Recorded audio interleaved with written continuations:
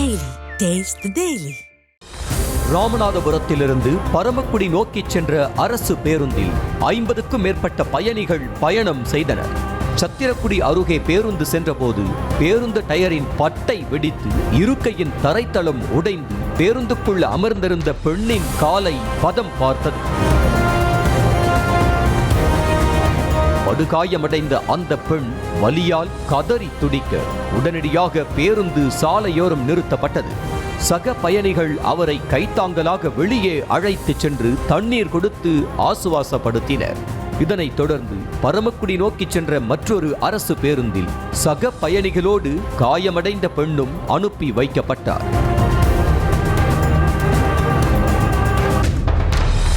இதேபோல கடந்த புதன்கிழமை அன்று ஆலங்குளம் பகுதியிலிருந்து பயணிகளை ஏற்றிக்கொண்டு ராமநாதபுரம் நோக்கிச் சென்ற நகர பேருந்தில் ஸ்டியரிங் வேலை செய்யாததால் அந்த பேருந்து சீமை கருவேல காட்டு பகுதிக்குள் புகுந்தது.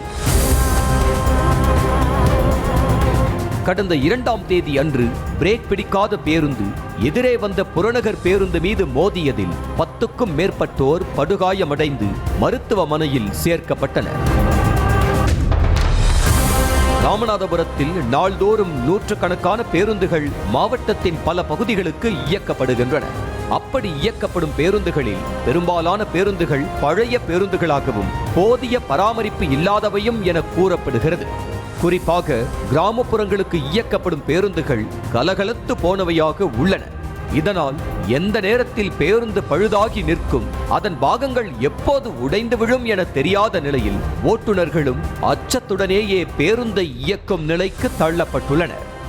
ராமநாதபுரம் மாவட்டத்தில் எந்த காலத்துல எந்த நேரத்தில் என்ன நடக்கும்னு தெரியல. போற பஸ்ல திடீர்னு பார்த்தா கீழே டாப் கலண்டு கீழே விழுது. அதே மாதிரி பிரேக் பிடிக்காம வயக்காட்டுக்குள்ள விடுறாங்க. ஒரு பஸ் மோதுது, காரணம் பிரேக் பிடிக்கல. அப்புறம் சரி பண்ணி அதே பஸ்ஸை ஓட்டுறாங்க. இதுல ஏராளமான பேர், அதாவது ஒரு சுப நிகழ்ச்சிக்கு போற ஆளுங்க, எல்லா நிகழ்ச்சிக்கு போற ஆளுங்களும் யார் ஆம்பளை போல வித்தியாசம் இல்லாம பாதிக்கப்படுறாங்க. சமீபத்தோட 15 பேர் பாதிக்கப்பட்டாங்க. இப்படி அடுக்கடுக்கா சம்பவம் இருக்குன்னா நீங்க உண்மையிலேயே உயிரோட விளையாடுறீங்களா? இந்த டிபார்ட்மெண்ட் உண்மையில என்னதான் செய்யுதுன்னு தெரியல.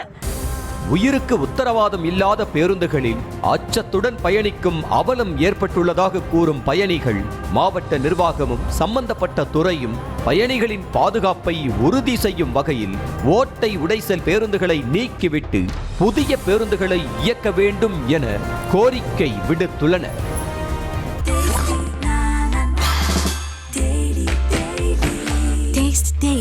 Taste the Daily.